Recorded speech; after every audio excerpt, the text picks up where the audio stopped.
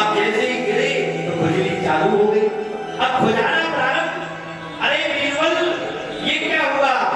बीरबल ने कहा, जहांपना, हमें लगता है कि बीरबल जल्दी से अपने पिताजी को शांत कर। बीरबल ने कहा, जहांपना, हमारे पिताजी ऐसे शांत नहीं होते। तो कैसे होते कि जब तक अकबर ने जल डाला लेकिन फिर भी खुजली शांत नहीं हुई, कर दिया, अब तो शांत करवाओ। बीरबल ने कहा, जहांपना रुकिए, और तुरंत तुलसी के पत्ते को लिया और पत्तों को लेकर जहां उसका रस निकाला और जैसे ही शरीर पर लगाया एकदम आराम मिल गया।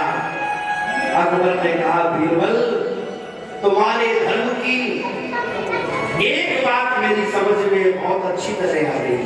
क्या आई? अकबर ने कहा, बीरबल, तुम्हारे धर्म में जो कुछ है वो तो ठीक है, लेकिन एक बात समझ में ये आई कि तुम्हारी माता तो बड़ी सीधी है लेकिन तेरा पिता बड़ा खतरनाक है। ये हमारी बात समझ में आई।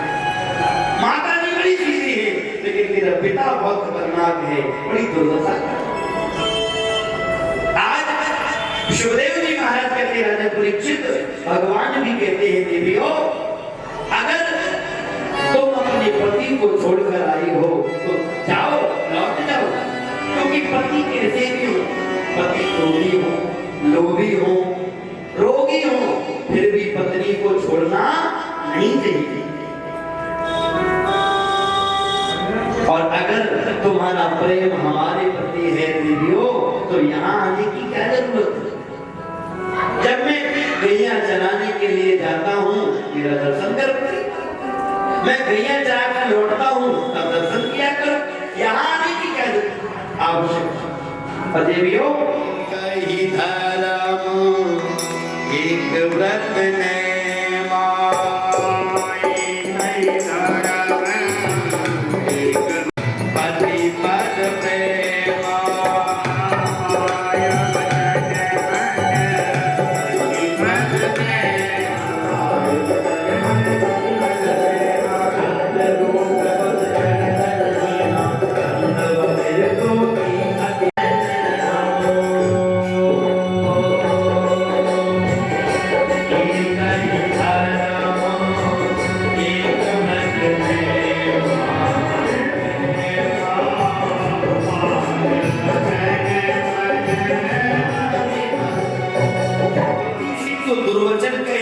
और भगवान की कथा 6 घंटे सुन रही, कोई मतलब नहीं।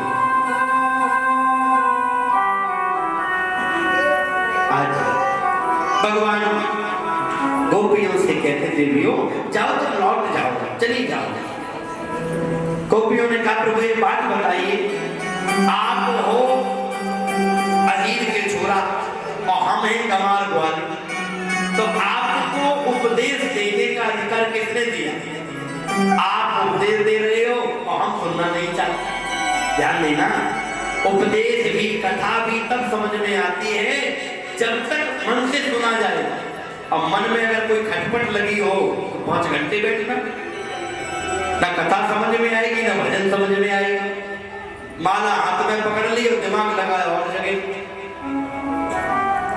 मन की गति है अटपटी और झटपट लखे न कोई, और जब मन की खटपट मिटे तो चटपट दर्शन होई। जिस हम आपका भोग लगाने आई, काय का भोग लगाओगी? गोपियां कहती, प्रभु हम आपका भात का भोग लगाने आए। ध्यान देना, भक्त शब्द से ही भात शब्द बनता है।